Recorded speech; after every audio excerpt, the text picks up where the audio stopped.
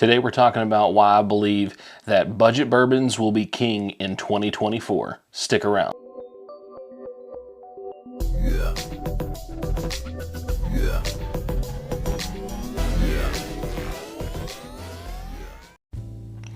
Welcome back to That Bourbon Dude. My name is Charles. Today I'm talking about why I believe that budget bourbons are going to be king in 2024.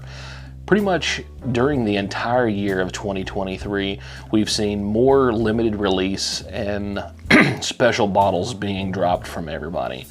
It seems like every time you turn around, boom, another one. Every single month you're getting an email, you're seeing on Instagram, Facebook, somebody's letting you know that a new bottle has came out. And not only did a new bottle come out, the prices has went through the roof. Look at Wild Turkey.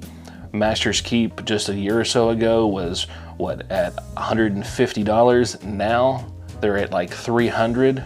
Generations is $450.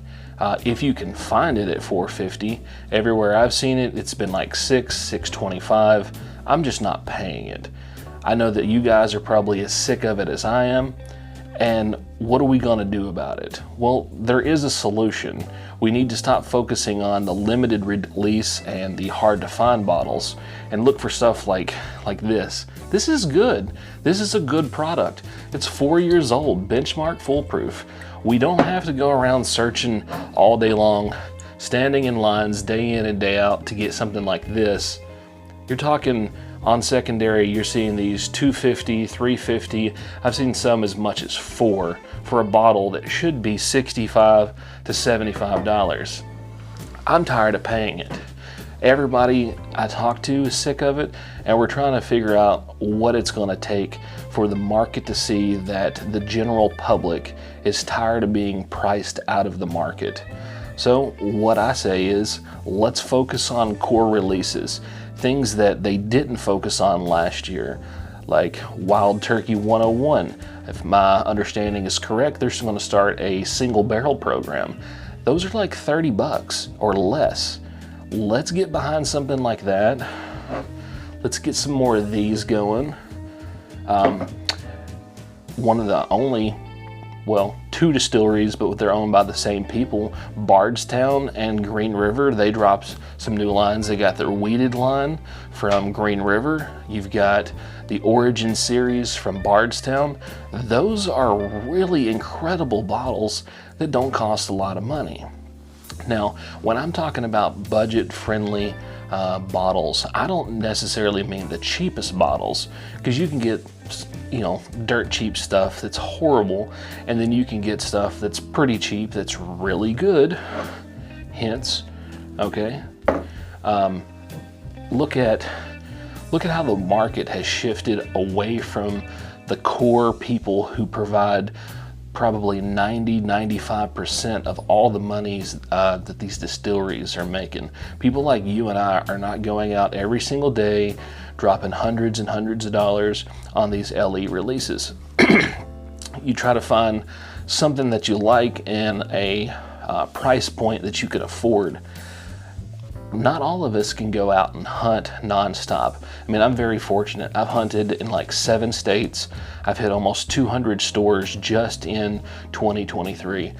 I had more bottles come into the house this year from our bourbon hunting trips than ever before. And I've got some great stuff at great prices, but at what cost to me? Was it worth all the travel, the waiting in the cold? No, probably not. Now, I do enjoy waiting the lines because you get to interact with other like-minded people, and you get to experience the bourbon culture, okay? If you haven't went to a big drop that you're camping out for a day or two, I say do it. Go at least once, figure out what it's all about. It's worth the experience. We need to look at the bottles that are shelf stable and focus our purchases toward those and away from hard to get bottles. Like, for instance, Weather Foolproof. One of my local stores at the beginning of 2023 in January, they had this bottle for $69. In December of 2023, it was nearly $300 out the door. Not paying it. Absolutely will not pay it. It's gotten to the point where the stores think that they are the secondary market. They're not. They are retail stores. Thus the reason why they're in retail locations. People need to stop paying these crazy prices and find something that is budget friendly, or, I mean, everyone's budget is going to be different. So using the word budget is kind of a loose term because what's budget for me may not be budget for you. But find something that you can afford to drink, that you enjoy, that's a core release. There's lots of different high value bottles out there that doesn't cost a lot of money. So between the beginning of 2023 and the end of 2023, watching the secondary market, I've noticed that there has been a significant decrease in prices, between a 30 to 50% drop. For instance, the bottle that I was focusing on, I've been trying to find for a year or so now, is the Weller's Single Barrel.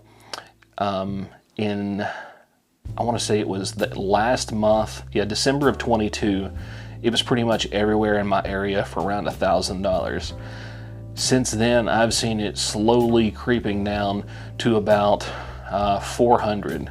And 400 is still an insane price to be paying for a bottle that shouldn't cost more than $70, $75. So what I'm saying is, if we continue as core purchasers of bourbons, whiskeys, and ryes, buying bottles that are the shelf-stable core releases, we can show the distilleries that these LE hard-to-find releases with crazy price tags on them is not the direction in which that they need to pursue.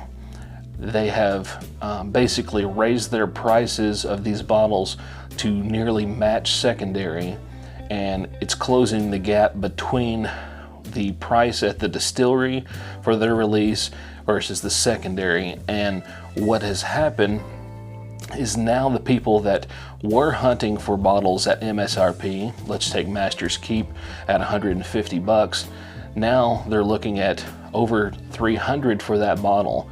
Well, that's nearly secondary price. They're not going to purchase that, so they've lost a customer. They've forgotten who actually pays the bills when it comes to the bourbon community. We, as core purchasers of everyday products, are the ones who actually line their pockets with cash.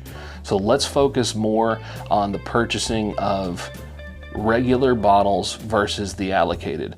I know there's still going to be a lot of us out there that's hunting for bottles that are hard to find. Myself, there's still some on my list. I'd love to get a Jack Daniel's 12.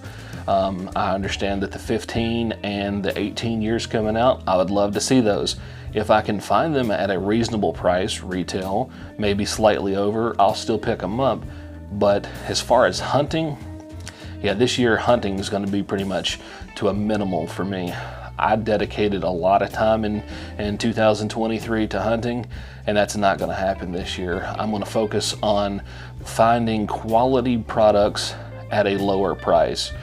The shelf-stable bottles, there's tons of them that are good. I have tons on these shelves behind me.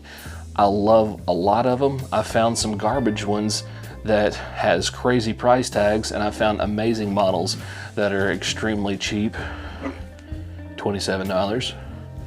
And we need to find those bottles that we enjoy.